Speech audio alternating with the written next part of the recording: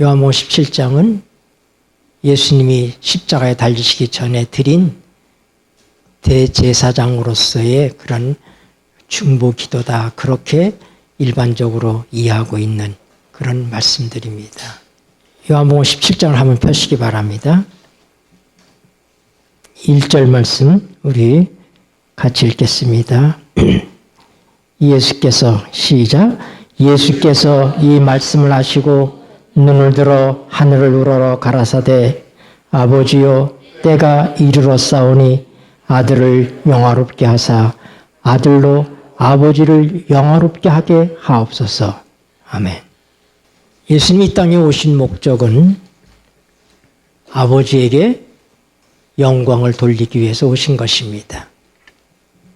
예수님의 전생애의 목적을 한마디로 얘기하면 그것은 하나님의 영광입니다. 하나님의 창조의 목적이 뭐예요? 하나님의 영광이죠. 하나님께서 하시는 모든 일을 통하여 하나님의 영광이 되게 하시는 것이 하나님이 하시는 사역의 목적입니다. 이사야 43장 7절에 하나님께서 사람을 왜 창조하셨어요? 하나님의 영광을 위해서 창조하셨다. 그렇게 얘기하고 있습니다. 창조의 모든 목적은 하나님의 영광입니다. 그러면 구속의 목적도 뭐예요? 하나님의 영광입니다. 그래서 예수님께서 십자가를 앞에 놔두고 하신 말씀이 아버지여 이제 때가 이르렀습니다. 우리가 아는 것처럼 요한복음에는 때에 대한 얘기가 많아요. 가나의 혼인잔치에서 마리아가 포도주가 떨어졌다 그러니까 뭐라고 해요? 아직 내 때가 이르지 않았습니다. 하고 얘기하십니다. 때가 이르지 않았다. 이런 얘기들이 6, 7번 요한복음에는 반복돼서 나옵니다. 예수님은 한 때를 위해서 오셨어요. 그 때가 어느 때입니까? 하나님의 영광이 드러나는 때. 그게 뭐예요? 십자가의 때죠. 요한복음 13장도 보세요. 13장. 31절. 13장 31절. 저가 나간 후에 읽겠습니다. 시작. 저가 나간 후에 예수께서 가라사대 지금 인자가 영광을 얻었고 하나님도 인자를 인하여 영광을 얻으셨도다. 만일 하나님이 저로 인하여 영광을 얻으셨으면 하나님도 자기로 인하여 저에게 영광을 주시리니 곧 주시리라. 아멘. 누가 나갔을 때 이때가? 마지막 만찬에서 가룟 유다가 예수님이 주시는 떡 조각을 받고 뭐하기 위해서? 예수님을 팔기 위해서 나갑니다. 그가 나가자 뭐라고요? 인자가 이제 뭘 얻었다? 영광을 얻었다 하고 얘기합니다. 이게 무슨 얘기일까요? 유다가 마지막 떡 조각을 가지고 나간 것과 예수님이 영광을 얻는 것이 무슨 관계가 있습니까? 무슨 상관관계가 있어요? 그것은 요한복음 13장 1절에서 우리가 볼 수 있습니다. 1절, 2절 읽겠습니다. 6월절 전에 읽겠습니다. 시작. 6월절 전에 예수께서 자기가 세상을 떠나 아버지께로 돌아가실 때가 이른 줄 아시고 세상에 있는 자기 사람들을 사랑하시되 끝까지 사랑하시니라. 마귀가 벌써 시몬의 아들 가룟 유다의 마음에 예수를 팔려는 생각을 넣었더니 예수님께서 이제 지상에서 일이 끝나가시고 계신 것입니다. 그가 이제 십자가를 지시고 나면 장사되었다가 부활하시고 승천하셔서 하늘에 가시게 될 것입니다. 이제 그날이 얼마 남지 않았어요. 그때 예수님께서 뭐라고 말씀하십니까? 내가 이제 아버지께로 돌아갈 때가 되었다. 그런데 그때 예수님이 어떤 마음을 갖고 계시고 어떤 태도를 갖고 계시느냐. 그가 자기 사람들을 사랑하시되 어떻게 사랑하셨다? 끝까지 사랑하셨다. 끝까지 사랑하셨다. 누구를 그렇게 사랑하신 거예요? 여기에게는 자기 사람들이 누굽니까? 이 자기 사람 가운데 가룟 유다가 들어갈까요? 안 들어갈까요? 들어갑니다. 이 말 다음에 뭐라고요? 마귀가 가룟 유다의 마음에 예수를 팔려는 생각을 넣었다. 가룟 유다는 예수님께서 말씀하신 것처럼 태어나지 않았으면 더 좋았을 법한 사람입니다. 그는 참 저주스러운 인생을 살게 되는 거예요. 그리고 영원토록 그는 예수님을 팔아먹은 제자로서 불명예스러운 그런 이름이 그의 이름인 것입니다. 그러나 우리 예수님께서는 마지막 만찬 전에 제자들의 발을 씻길 때 제일 먼저 누구의 발을 씻겨주셨어요? 유다의 발을 씻겨주셨어요. 영감의 글에 보면은 가룟 유다의 마음이 흔들렸습니다. 예수님께서 그의 발을 씻길 때 그가 회개할 수 있는 그런 순간이 지나가고 있었습니다. 그러나 그가 다시 마음을 굳게 먹고 예수님을 배반하기로 결심합니다.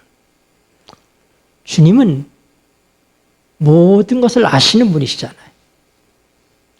가룟 유다의 운명을 아십니다. 시작부터 끝을 아시죠. 그러니까 예수님께서 여러 차례 제자들에게 너희 중 하나가 나를 팔리라 하고 얘기하셨어요. 왜 그러셨을까요? 왜 그랬어요? 가룟 유다한테 들으라고? 너 못된 놈, 너 그런 짓 하지 마 하고 그래서 했을까요? 아니요. 그게 말할 수 없는 우리 예수님의 고민과 유다에 대한 사랑이 있는 것입니다.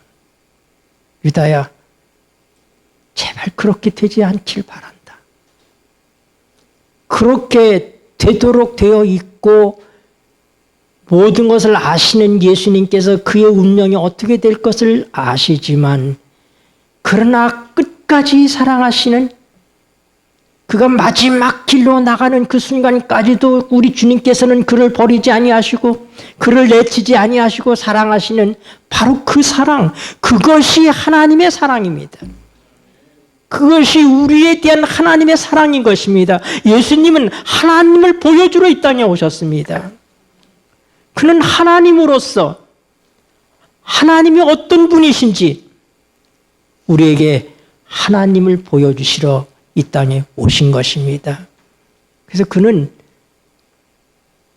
가룟 유다까지라도 끝까지 사랑하시는 예수님의 그 사랑, 그 하나님의 사랑을 통하여 누가 영광을 받으시는 거예요?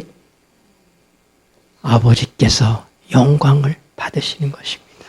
하나님의 품성이 영광입니다. 하나님의 품성을 알게 될 때 누구라도 하나님께 영광을 돌릴 수밖에 없습니다. 그건 두려움 때문에 하나님께 드리는 어떤 것이 아니라 어떻게 할 수 없는, 어떻게 이렇게 우리를 참으시고 사랑하실 수 있을까 하는 그 하나님의 사랑 때문에 누구라도 하나님께 영광을 돌릴 수밖에 없는 그 일을 위해서 우리 주님께서 오셨기 때문에 유다가 마지막 주님께서 그를 붙들고 회개하도록 그렇게 참으로 집요하게 그에게 사랑을 쏟고 있었지만은 그 사랑을 거절하고 그가 깜깜한 밤 속으로 나갔습니다. 그를 팔기 위해서 나갔습니다. 바로 그 순간까지도 유다를 포기하지 않고 사랑하시는, 사랑해봤자 소용없을 존재까지라도 사랑하시는 그 하나님. 나는 이 모습 속에서 우리 주님께서 세 번째 이 땅에 오셔서 이 세상을 불로 멸망시키게 될 때 사단과 모든 악인들이 다 불태워서 그들이 둘째 사망의 해를 통하여 영원히 소멸하게 될 때 우리 예수님의 눈에서 눈물을 보게 될 것이라고 생각합니다. 누가 생각하는 것처럼 하나님께서는 악인을 진멸하시고 복수하시고 그러는 맹렬한 분노 속에서부터 일을 처리하시는 그런 하나님의 모습이 아닌, 그가 창조한 세계에 이해할 수 없는 사단이 반역을 일으키고 죄라는 것을 만들어내고 인류를 고통으로 몰아넣고 수많은 시험거리들이 사람들 사이에서 주어지고 그런 슬픔으로 얼룩진 역사를 만들어낸 사단이라 할지라도 그가 죽을 때, 그가 영원히 멸망할 때 우리 주님의 눈에 눈물이 있을 것이다. 저는 그렇게 생각합니다. 이것이 하나님의 사랑입니다. 왜 하나님께서 밧세바를 취하기 위해서 그 파렴치한 행동을 하고 그의 남편이 우리아까지 죽음에 내던진 정말 파렴치한 그런 범죄자 아닙니까? 다윗이. 근데 그런 다윗을 향해서 하나님께서 뭐라고 하냐면 내 마음에 합한 사람이다. 저가 내 마음에 합한 사람이다. 그렇게 얘기합니다. 왜 하나님께서 다윗에게 그렇게 얘기하실까? 다윗의 어떤 점이 하나님의 마음에 들었고 하나님의 마음과 같다고 얘기했을까? 나는 그것을 압살롬의 반역에서 봅니다. 사랑하는 내 속으로 난 자식이 나에게 반역하고 나를 죽이기 위해서 달려듭니다. 여러분, 하나님이 창조한 루스벨이 하나님을 공격하고 달려드는 것과 무엇이 다릅니까? 그러나 전장에 나가는 장수들에게 다윗이 뭐라고 부탁해요? 소년 압살롬을 좀 잘 봐줘라. 그리고 그가 죽었다는 소식을 들었을 때 다윗이 어떻게 해요? 압살롬아, 압살롬아. 그가 아들이지만 지금은 뭐예요? 원수 아닙니까? 근데 그가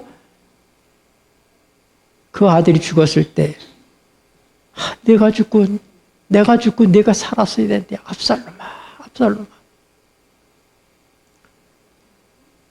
나는 이 다윗의 이러한 삶과 이러한 태도가 하나님께서 다윗을 향해서 내 마음에 합한 사람이다. 그렇게 말씀하고 계시다고 생각합니다.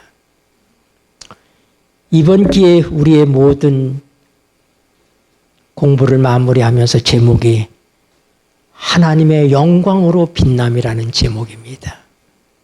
여러분, 그러니까 이 모든 우리의 세 천사의 기별의 이 공부의 모든 내용이 궁극적으로 어디에 골이 있는 것입니까? 어디에 목표가 있어요? 하나님의 영광입니다. 하나님의 영광. 우리가 왜 하나님을 더 잘 알아야 되는가? 하나님께 영광을 돌리기 위해서. 여러분, 우리가 하늘에 가서 무슨 일을 하고 살 것 같아요? 하늘에 가서 뭐 하고 살 것 같아? 맞아요. 네, 하늘에 가서 우리의 모든 삶이 대부분이 뭐예요? 하나님을 예배하는 삶이에요. 하나님께 영광을 돌리는 삶이에요. 네. 오늘 여러분들이 드리는 따분한 예배가 아니라 기쁨과 환희와 벅찬 감격에서부터 쉴 새 없이 터져나오는 하나님에 대한 감사요, 하나님께 대한 영광을 드리는 그 예배가 영원한 세월 동안에 계속되게 될 것입니다. 왜냐하면 하나님의 사랑은 마르지 않기 때문에, 하나님의 사랑은 헤아릴 수 없기 때문에, 무궁무진한 하나님의 사랑을 우리가 배우고 깨닫고 그것을 경험하게 될 때마다 우리 속에서는 말할 수 없는 하나님에 대한 감사와 경배와 영광이 터져 나올 수밖에 없기 때문에 우리는 영원한 세월 동안에 그렇게 살 수밖에 없다고 하는 사실입니다. 이것이 하나님이 얼마나 우리를 사랑하시는지 우리는 지금 희미하게 구분을 합니다. 거울로 보는 것처럼. 지금 같은 거울이 아니에요. 지금 성경이 얘기하는 그 거울은 뭐예요? 동경입니다. 동경. 옛날 구리 있잖아요. 구리를 이렇게 잘 닦아서 이렇게 보이는 그 거울. 희미한 거울이죠. 사실은. 지금 그렇게 보고 있지만 우리가 그날의 얼굴과 얼굴을 마주해서 그분을 보게 될 것입니다. 그분을 본다는 얘기는 그분을 안다는 얘기인 것입니다. 그분에 대해서 우리가 더 많이 알게 되면, 더 많이 깨닫게 되면 우리는 그분 앞에 우리의 면류관을 벗어서 던질 수밖에 없다고 엘렌 G. 화이트 여사는 기록하고 있습니다. 여러분, 하나님의 영광. 그러므로 우리는 이 세천사의 기별을 공부하면서 이 세천사의 기별의 가장 중심 단어가 뭐예요? 죽임을 당한 어린 양. 죽임을 당한 어린 양. 여기에 하나님의 목적과 사랑이 들어있는 것입니다. 그래서 우리 교과의 마지막 소지, 목요일날 소지가 뭐예요? 죽임을 당한 어린 양, 어린 양, 죽임을 당한 어린 양. 여러분, 제목만 읽어도 가슴이 뭉클해오지 않습니까? 우리를 위해서 어린 양이신 만왕의 왕이며 만주에 주신 그분이 어린 양이 되셔서 우리를 위한 대속 제물이 되십니다. 죽임을 당한 어린 양. 우리 이제 다시 죽을 이유가 없습니다. 왜요? 그분이 죽으셨기 때문입니다. 그분이 어린 양으로 죽으셨기 때문에 우리가 죽을 이유가 없어요. 오늘 만약에 우리의 마음속에서부터 구원에 대한 절망감을 들게 한다면 그것은 사단이 하는 것입니다. 나 같은 존재가 구원받을 수 있을까? 나 같은 존재가 영원히 살 수 있을까? 나 같은 존재가 하나님의 자녀가 될 수 있을까? 하는 그런 생각은 하나님의 사랑에 대한 정면적인 도전인 것입니다. 왜요? 우리에게 어린 양이 계십니다. 죽임을 당한 어린 양이 계십니다. 그분이 죽으셨는데 왜 내가 죽어야 됩니까? 이미 값이 치러졌는데, 충분하게 모든 것이 되었는데. 여러분, 이것이 세 천사의 기별, 첫째 천사의 기별이 뭐예요? 땅에 거하는 모든 자들, 여러 나라와 족속과 박원하게 전해져야 되고 전해지고 있는, 전해진 영원한 복음인 것입니다. 누가 복음이에요? 죽임을 당한 어린 양. 어린 양. 여러분에게 절망감이 찾아올 때마다 그 어린 양을 생각하시게 되길 바랍니다. 그분이 내가 치러야 될 모든 값을 다 치렀다는 사실을 잊지 않게 되기를 바랍니다. 이것이 복음이에요. 우리는 세천세기를 공부하면서 바벨론에서 나오라는 얘기라든지 또는 짐승의 표라든지 하나님의 인이라든지 또 음란한 여자, 바로 로마 교황권, 이 모든 것들을 우리가 다 공부했지만, 그러나 공부의 목적이 거기에 있는 것이 아닙니다. 공부의 참 의미가 거기에 있는 것이 아닙니다. 영원한 복음이신 죽임을 당한 어린 양. 그 어린 양을 통해서 하나님의 영광이 회복되어지는 놀라운 영광의 장면을 우리가 볼 수 있어야 되는 것입니다. 죄로 얼룩진 우리들이 하나님의 자녀로서 하나님의 아들과 딸로서 한 번도 죄를 경험한 적이 없는 것 같은 그런 사람들로 하나님께서 우리를 맞아주시고 그렇게 영접하실 것이라고 하는 이 소망. 여러분, 어떻게 하나님께 영광을 돌리지 않을 수가 있습니까? 어떻게 하나님께 감사하지 않을 수가 있습니까? 사단은 늘 우리를 보라고 얘기합니다. 우리 자신을 보라고 얘기합니다. 내 꼬라지를 보라고 얘기합니다. 그러나 하나님의 말씀은 죽임을 당한 어린 양을 보라고 얘기합니다. 우리의 희망이 거기에 있지 않습니까? 여러분이 많은 것들을 공부하셨지만은 그러나 그 많은 것들을 다 기억하는 의미 속에서 가장 중요한 것은 어린 양을 통한 하나님의 영광을 잊지 않게 되시기를 바랍니다. 우리 로마서 6장에 있는 말씀 보시겠습니다. 로마서 6장은 그리스도인이 어떻게 죄로부터 해방받을 수 있는지에 대한 가장 중요한 말씀들을 우리에게 알려주고 있는 그런 말씀들입니다. 로마서 6장 6절 말씀 보겠습니다. 로마서 6장 6절 말씀, 우리가 잘 아는 말씀이죠. 말씀의 시작도 우리가 알거니와 하고 시작합니다. 그래서 이 로마서 6장은 이것은 미래적인 측면을 바라보고 앞을 바라보고 한 말씀이 아니라 뒤를 보고 한 말씀입니다. 이미 우리가 경험한 사실, 우리에게 이루어진 사실을 회고하는 말씀으로 이 말씀이 우리에게 주어지고 있다고 하는 것입니다. 그래서 뭐라고요? 우리가 알거니와, 너희가 알아야 됐다고 얘기하고 있는 것이 아니라, 너에게 알려준다고 얘기하는 것이 아니라 우리가 알거니와 하고 시작하는 것입니다. 같이 읽으시겠습니다. 우리가 알거니와 시작. 우리가 알거니와 우리 옛사람이 예수와 함께 십자가에 못 박힌 것은 죄의 몸이 멸하여 다시는 우리가 죄에게 종노릇하지 아니하려 함이니. 아멘. 여러분, 이 로마서 6장 6절의 이 단순해 보이는 이 말씀보다도 더 중요하고 깊은 말씀을 성경에서 찾아볼 수 있을까? 모든 성경이 다 그렇지만은, 그러나 이 속에 들어있는 이 깊은 의미들은 우리가 결코 간과해서는 안 되는 그러한 놀라운 축복된 교훈이, 약속이, 성취가 이 속에 있다는 사실입니다.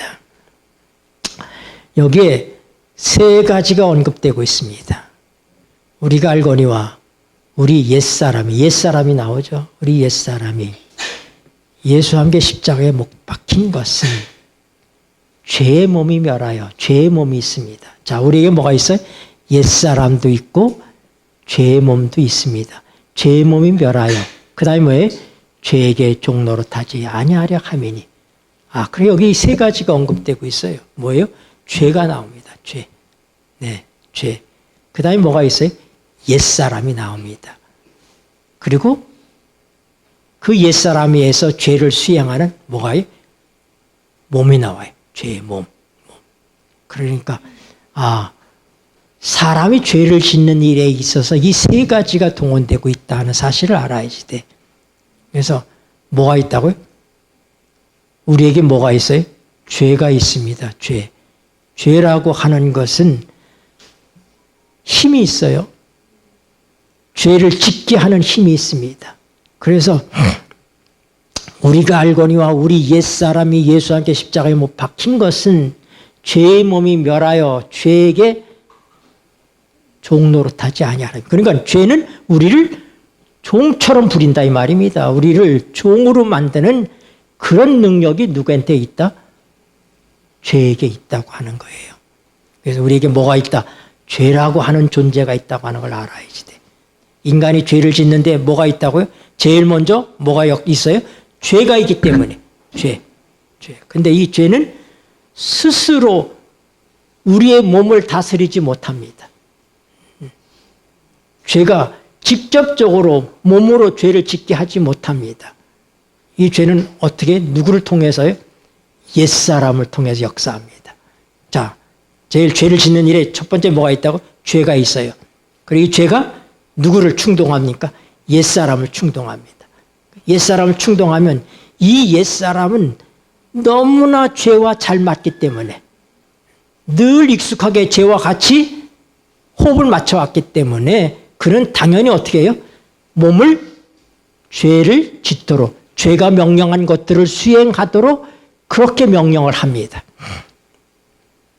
그래서 우리의 몸은 익숙하게 죄의 노예 역할을 해왔기 때문에 성경은 우리의 몸을 무슨 몸이라고 얘기해요?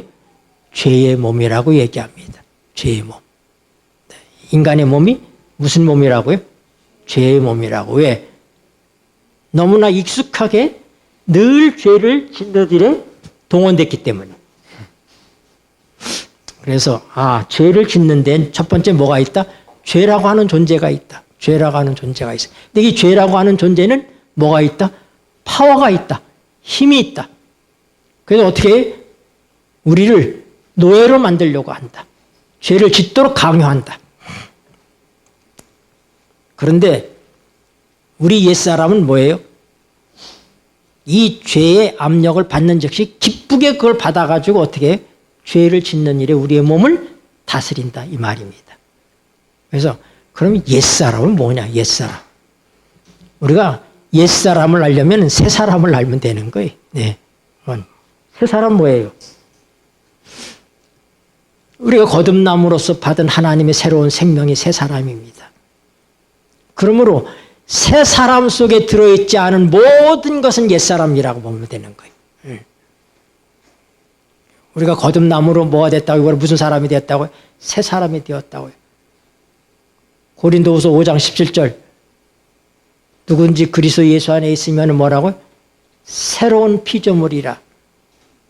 이전 것은 지나갔으니 보라 새 것이 되었도다. 네, 새로운 피조물.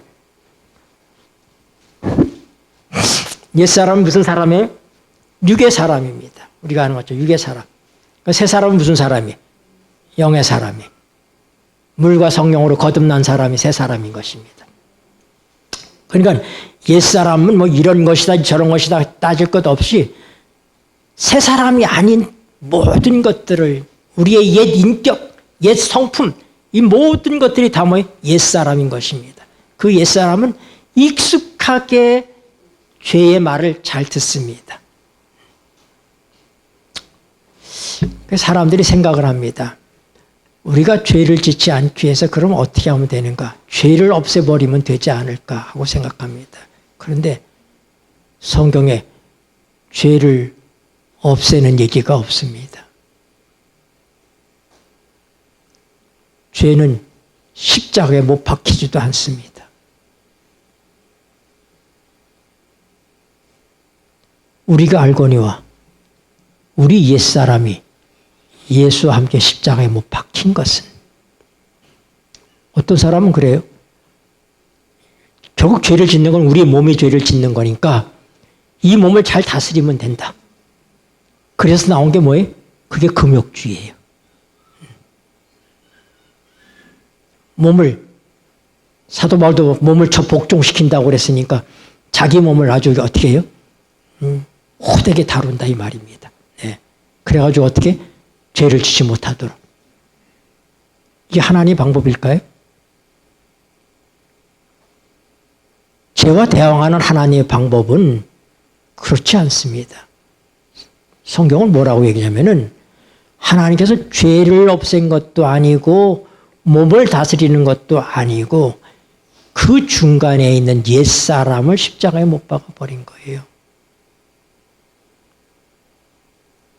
그러니까 육이라고 하는 것은 뭐냐면은 우리의 옛사람과 몸을 통틀어서 육이라고 볼 수 있는 것입니다. 네. 그러니까 우리 옛사람은 눈에 보이지 비실체적인 존재예요. 옛사람 눈에 보이지 않아요. 그러나 우리의 몸은 보이잖아요. 그죠? 몸은 실체적인 존재예요. 그런데 하나님께서는 우리를 구원하시는 일에 있어서의 누구를 십자가에 못 박았다고요? 이 비실체적인 존재인 옛사람, 본래의 사람. 성경이 사람이라고 번역한 말이 뭐예요? 영과 혼과 몸 중에서 뭡니까? 혼이 혼. 옛사람은 뭐예요? 우리의 혼이라고 볼 수 있는 거예요. 네. 우리의 자아. 그래서 하나님께서는 우리의 지정의를 우리가 늘 이 지성적인 사람들은 늘 자기의 지식과 지혜를 자랑하고 삽니다. 그래서 또 의지가 강한 사람들은 말이야 자기가 결단력이 있고 말이면 자기가 말이야 아주 결심이 대단하다고 하면서 그러면서 자기의 의지를 가지고서 뭐 이렇게 살아가는 것처럼 그렇게 하고 거만을 떱니다. 감성적인 사람들은 늘 자기의 감정의 지배를 받아서 살아가요. 이것이 옛사람의 모습입니다. 지정의가 이 육적인 지정의, 옛사람에 속해 있는 지정의가 하나님의 성령의 일을 거스르기 때문에 그 모든 인간의 본래적인 지성이나 감성이나 의지가 죄와 너무나 잘 맞는다 이 말입니다. 죄와 잘 맞는다. 죄가 와가지고 우리의 감정을 충동질하면은 금세 다른 사람 미워하는 마음이 우리가 발동한다 이 말입니다. 원망하는 마음이 발동해요. 네. 제가 운전을 하다가 가보면은요, 싹 하고 끼어드는 사람들 참 속상해요. 보면은. 저는 습관이 바짝 꽁무니를 못 따라가요. 늘 불안해가지고 안전거리를 유지하고 운전을 하는 습관이 있어요. 그러면은 막 용케 싹 빠져들어와요. 나도 시간이 급해 죽겠는데 원래 또 빠져들고. 우리 집사람 같이 가면은 거리를 뛰지 말라 이거야. 자꾸 산에 들어오지 않느냐 이거야. 근데 나의 습관이 내가 바짝 따라가지 못하는 거예요. 불안해 바짝 따라가다 보면. 이렇게 싹싹 들어오면 그러면 어떻게 해요? 내 속에 있는 죄가 내 감정을 건드려요. 그래서 뭐예요? 불쾌한 생각이 들고 저거 하면서 뭔가 마음에 불편하게 합니다. 우리의 감정을 건드려요. 이렇게 우리 옛사람 속에서는 죄와 우리의 감정, 우리의 의지, 우리의 자존심, 누가 자존심을 좀 건드리면 말입니다. 죄가 야, 너 그 자존심 건드리는데 가만히 있냐? 하고 딱 충동합니다. 네? 충동해. 그래서 우리의 이 옛사람 속에 있는 지정의는 누구하고 호흡이 잘 맞는다? 죄하고 호흡이 잘 맞는다 이 말입니다. 그래서 어떻게 우리 의지가 나한테 시키는 거야. 욕 한마디 해라. 그러면은 XX하고 욕을 하잖아요, 사람들이. 뭐 저는 그렇게 하지는 않습니다. 저는 그렇게 욕을 하거나 그러지는 않지만은 많은 경우에 그렇잖아요. 네? 죄가 우리 감정을 충동하면은 이 기분이 확 나빠지고 분노가 이끌면 돼. 그 다음에 어떻게 돼?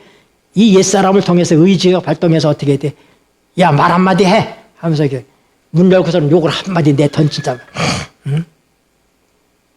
이렇게 죄와 옛사람과 내 몸이 호흡을 맞춰서 이렇게 잘 돌아가는 것이 그것이 죄인의 모습이다 이 말입니다. 네. 그럼 이 상태에서부터 하나님께서 우리를 어떻게 구원하셨느냐?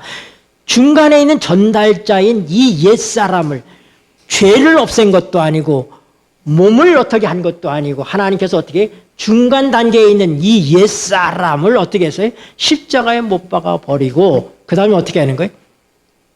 새 사람이 되게 하셨다 이 말입니다. 그러니까 어떻게 하는 거예요? 죄가 새 사람에게 옛날에 하듯이 충동을 하면 새 사람이 그걸 받아야 안 받아요? 안 받아요. 안 받으니까 어떻게 돼? 몸을 다스릴 수가 없죠. 그러니까 몸이 뭐 하는 거예요? 실직해버리는 거예요. 그래서 우리가 알거니와 여러분 이건 우리가 다 알고 있는 거예요. 모르는 얘기를 하고 있는 거 아닙니다. 이건 우리 이미 여러 차례 같이 공부한 것들이 우리가 알거니와 우리 옛사람이 예수와 함께 십자가에 못 박힌 것은 무슨 몸? 죄의 몸이 멸하여, 죄의 몸이 멸하여. 죄의 몸이 멸한다 하는 얘기는 뭐냐면은 죄의 몸이 힘을 잃어서, 원문으로 보면 그런 의미, 죄의 몸이 힘을 잃어서, 죄의 몸이 약하게 되어서, 죄의 몸이 실직하게 되어서. 왜요? 옛날에 옛사람과 같이 어울릴 때는 죄의 몸이었단 말입니다. 그런데 이제 어떻게 옛사람이 사라져버리고 나니까 몸이 그냥 떠 있는 거예요. 그는 늘 옛사람에 이끌려가지고 죄를 짓는 일에 너무나 익숙하기 때문에 성경은 우리의 몸을 무슨 몸이라고? 죄의 몸이라고 얘기하지만, 그러나 새 사람이 오면 이 우리의 지체는, 우리의 이 몸은 어떻게 해요? 옛날에는 죄를 짓는 노예로 살았지만은 이제는 의를 행할 수 있는 하나님의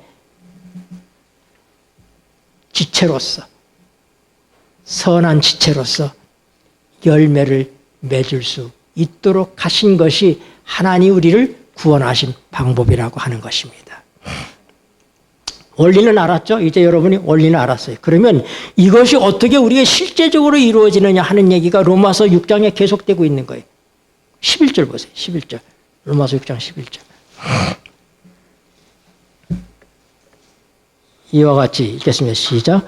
이와 같이 너희도 너희 자신을 죄에 대하여는 죽은 자요 그리스도 예수 안에서 하나님을 대하여는 산 자로 여길지어다. 여러분, 우리 옛사람이 십자가에 못 박히는 일에 있어서의 우리의 동의가 있었던 것도 아니고, 그것은 우리의 경험과 전혀 상관없는 것들입니다. 여러분들이 그걸 느껴보려고 생각해서는 안 되는 거예요. 그건 뭐예요? 그것은 하나님께서 이루신 역사예요. 그건 하나님에게 있어서 사실입니다. 내게 있어서는 아니에요. 내 경험에 있어서 아닙니다. 그러므로 우리는 어떻게 해야 돼요? 하나님께서 이루신 것이, 그것이 진실이고 사실이기 때문에, 역사적 사실이다 이 말이다. 우리가 예수님이 십자가에 2000년 전에 못 박힐 때 너희 옛사람도 같이 못 박혔다 하는 것이 하나님의 진실이에요. 그것은 내게 느껴지지 않습니다. 감각되지 않습니다. 경험된 것이 아닙니다. 내가 동의한 것도 아닙니다. 그러나 하나님께서 그렇게 하셨기 때문에 너희는 어떻게 그 사실 그대로 단순하게 그렇게 여겨라 이 말입니다. 이것이 우리의 태도예요. 우리가 죄로부터 해방되기 위해서 로마서 6장에서 제시하는 방법은 뭐라고요? 죄의 중간 단계인, 죄의 전달자인, 죄의 몸을 다스리던 우리 옛사람을 하나님이 십자가에 못 박아 버렸다. 그러므로 너도 그렇게 여기라 이 말입니다. 이건 누가 해야 돼? 누가 여겨야 되는 거예요? 내가 해야 되는 거예요. 내가. 여긴다는 말은 다른 말로 얘기하면 믿어라 하는 말 것 같아요. 하나님께서 이루신 사실을 우리가 믿지 않으면 도리가 없어요. 그건 그냥 지식으로 끝나는 거예요. 근데 하나님께서 이루신 그 역사가 실제적인 내 삶의 경험으로다가 그것이 내게도 사실로서 오기 위해서는 우리가 어떻게 돼?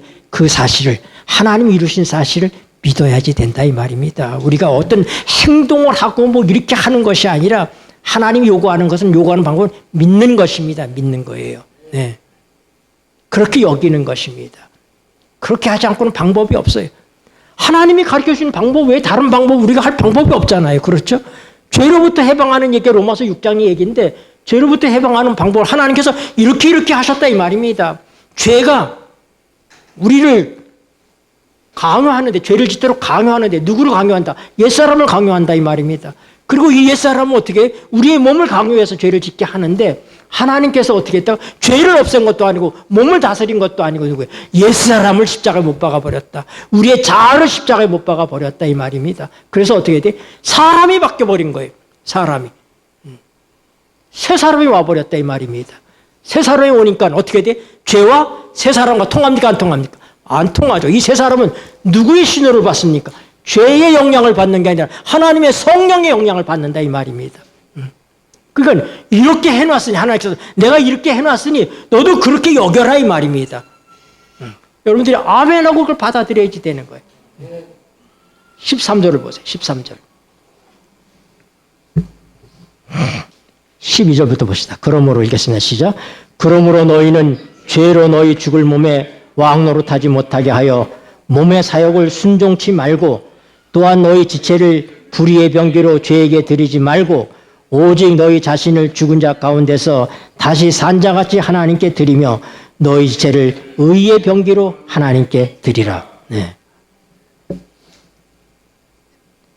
두 번째 중요한 것은 뭐예요? 우리가 이제 하나님께서 우리를 위해서 하신 일, 그 사실을 내게도 사실로서 그렇게 여기는 거예요. 그렇게 믿는다 이 말입니다. 그런 다음에 어떻게 해요? 이제 우리는 우리 자신을, 우리의 새 사람은 내 것이 아니라 그분이 주신 것이잖아요. 그러니까 어떻게 돼? 그분에게 드려라. 그분에게 드려라. 드린다는 얘기는 무슨 얘기? 순종의 의미입니다. 예. 그래서 결국은 뭐냐면은 죄로부터 해방받는 것은 하나님이 이루신 역사에 대한 믿음과 순종의 역사라고 하는 것입니다. 네. 답이 딱 떨어져 있는 거예요. 네. 다른 것이 없어요. 왕도가 없습니다. 뭐예요? 하나님께서 이루신 역사에 대해서 이건 나는 모르는 일인데 나는 그거 느껴지지도 않고 경험도 안 돼. 이게 아니라 하나님께서 내 옛사람 십자가 못 박았다 얘기하니 하나님 그렇습니까? 나도 그렇게 여깁니다. 그렇게 믿습니다. 믿는 거예요. 그걸 믿고 거기서 끝나는 게 아니라 믿고 끝나는 게 아니라 이제는 그렇게 됐으니 어떻게 돼? 이제 제 자신을 주님께 드립니다. 그렇게 되면 뭐예요? 하나님께서 우리의 몸을 다스리시기 위해서 우리의 새 사람을 컨트롤해 가십니다. 우리의 이 새 사람에 의해서 이끌려서 어떻게 우리의 지체가 의의 병기로 사용되도록 하신 것이 죄로부터 우리를 해방하는 하나님의 방법이다. 시간이 많이 가서 제가 더 이상 준비한 말씀을 계속할 수가 없어요. 네. 중요한 말씀을 남겨두고 있는데 그러나 뭐 어떻게 제가 이 짧은 시간에 해결할 수가 없어요. 그래서 오늘은 제가 이 말씀을 시작하면 10분 이상을 더 가야지 돼요. 사실상. 네. 그렇기 때문에 여러분 시장하시잖아요. 그래서 아주 좋은 설교는 짧은 설교래요. 그러니까 제가 지금 아무리 중요한 얘기를 길게 얘기해도 좋은 설교가 될 수가 없어요. 그러니까 어떻게 해야 돼? 여기서 제가 멈춰야지 그게 정답일 것 같습니다. 네. 여러분 그러나 오늘 배운 말씀을 잊어서는 안 됩니다.